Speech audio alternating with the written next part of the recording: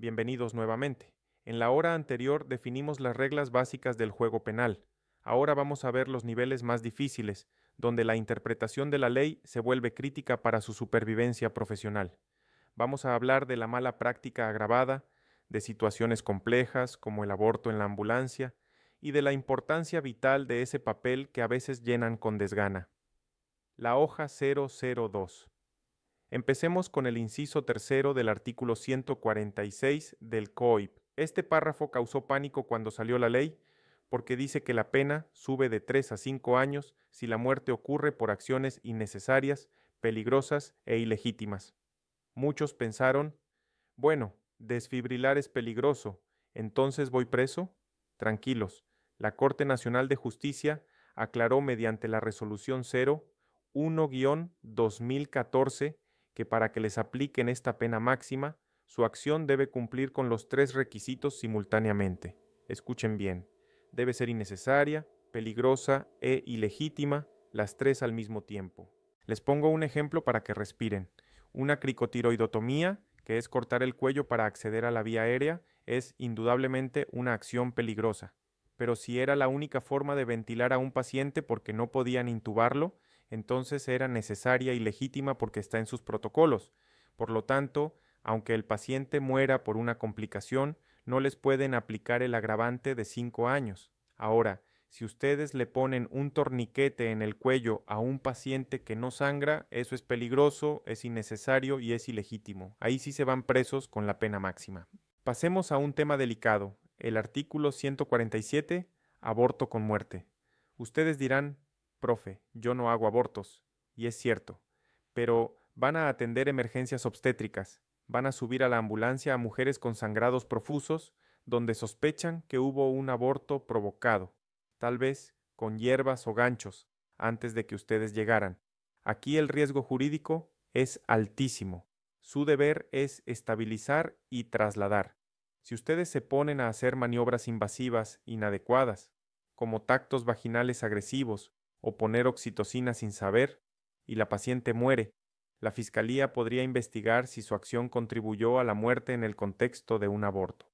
El consejo académico es claro: limítense al soporte vital materno ABCDE, líquidos, oxígeno y traslado rápido. No intervengan sobre el útero ni el feto más allá de lo estrictamente protocolizado para evitar que los vinculen con maniobras abortivas inseguras o mala práctica. Ahora, hablemos de la realidad de la calle. ¿Cómo se mide su deber de cuidado cuando están trabajando en una zanja, bajo la lluvia, a las 3 de la mañana y sin luz? Aquí entra el concepto de lex artis ad hoc.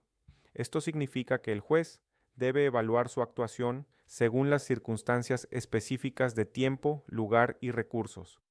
No es lo mismo atender un parto en una ambulancia tipo 3 con neonatólogo que en el lodo de una zona rural. Sin embargo, ojo, esto no es una carta blanca para la mediocridad.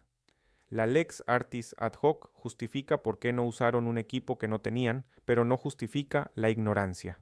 El estándar que se les exige es el del tecnólogo prudente y competente. Y aquí llegamos a su mejor amigo y su peor enemigo, la documentación médico-legal, el formulario 002.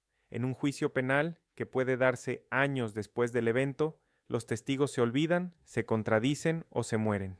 Lo único que perdura inalterable es esa hoja. Apliquen el principio de completitud. Lo que no está escrito, no se hizo. Si ustedes ventilaron a un paciente por 30 minutos, pero no lo anotaron, para el juez ese paciente estuvo en apnea 30 minutos y ustedes son culpables de negligencia. Cuiden la cronología. Si su hoja dice que llegaron a las 14 horas y trasladaron a las 14:40 y ese espacio está en blanco, el abogado acusador les va a destruir preguntando qué hicieron esos 40 minutos. Otro punto crítico es el rechazo de atención o refusal. El artículo 201 de la Ley de Salud exige consentimiento, pero si un paciente se niega a ir al hospital, no basta con que firme un papel. Deben registrar en observaciones que le explicaron los riesgos de muerte y discapacidad, y que él entendió. Y cuidado con la capacidad. Un paciente borracho, hipóxico o con trauma craneal no tiene capacidad legal para rechazar la atención. Si ustedes le hacen firmar el descargo a un borracho y se van, y él se muere, eso es abandono de persona, un delito. En esos casos prima el deber de socorro y pueden pedir ayuda a la policía para llevarlo aunque no quiera, porque su vida corre peligro inminente. Finalmente, no todo es cárcel. Existe la muerte civil profesional, que es la inhabilitación. Aquí entra la ACES, la agencia que controla la calidad.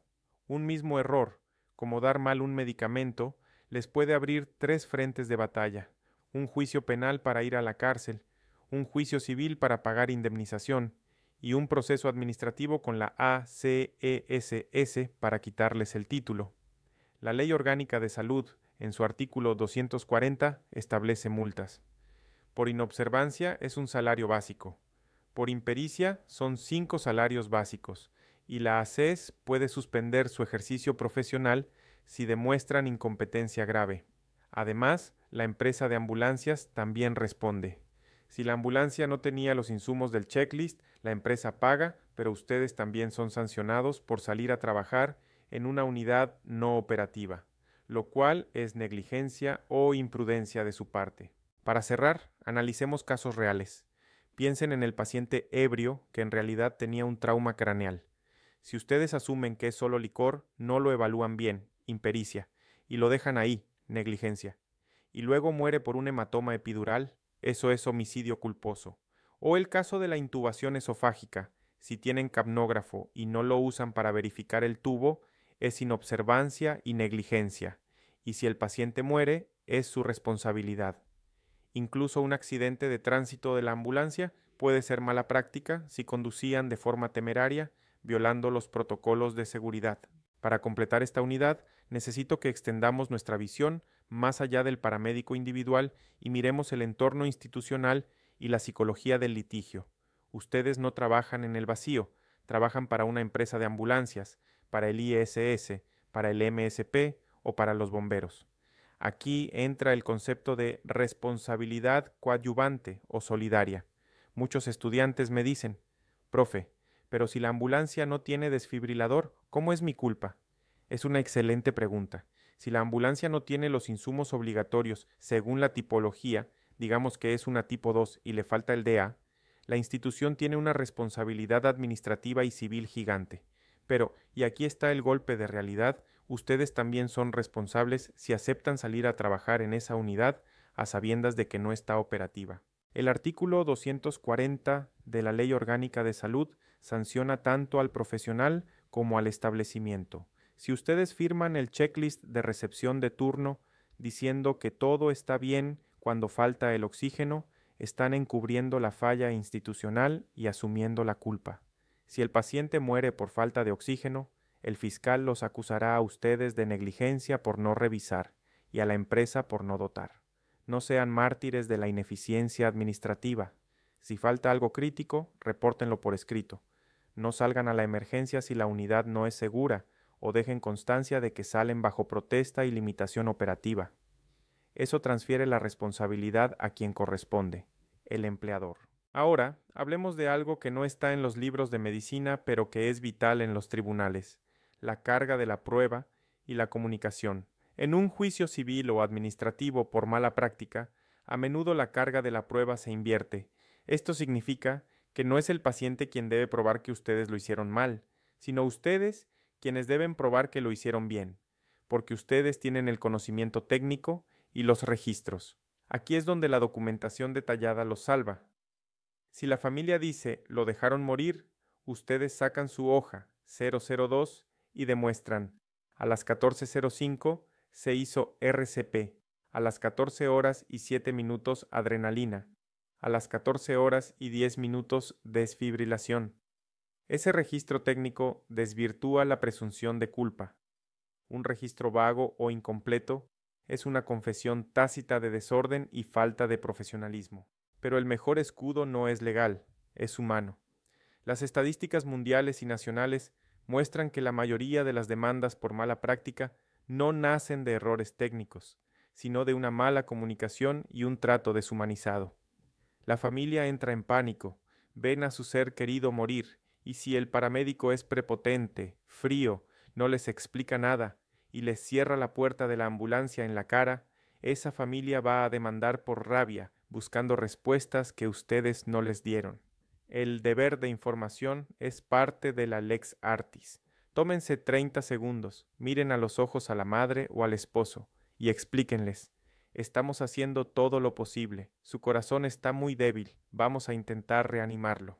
Esa frase, dicha con empatía, puede evitar años de litigio. La humanización no es buenismo, es estrategia de gestión de riesgos legales. Y para cerrar el círculo con la ACES y las sanciones administrativas, recuerden que la muerte civil profesional es real.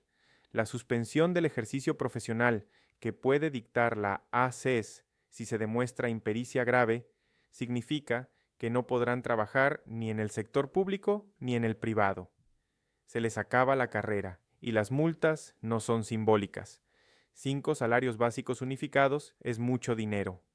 Además, si trabajan en el sector público, entra la Contraloría General del Estado a glosarles. Por eso, insisto, el cumplimiento normativo, el apego estricto a la lex artis ad hoc y la documentación exhaustiva no son trámites burocráticos, son su seguro de vida profesional. Sean obsesivos con el detalle, sean empáticos con el dolor ajeno y sobre todo, sean técnicamente impecables.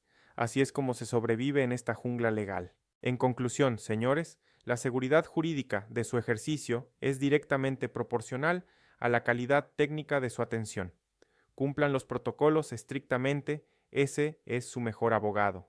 Documenten todo en el formulario 002 como si estuvieran escribiendo su propia defensa y manténganse actualizados, porque la lex artis cambia y lo que hoy es correcto, mañana puede ser mala práctica. No le teman al COIP, témanle a la ignorancia y a la improvisación. Si actúan con pericia y humanidad, la ley estará de su lado. Muchas gracias.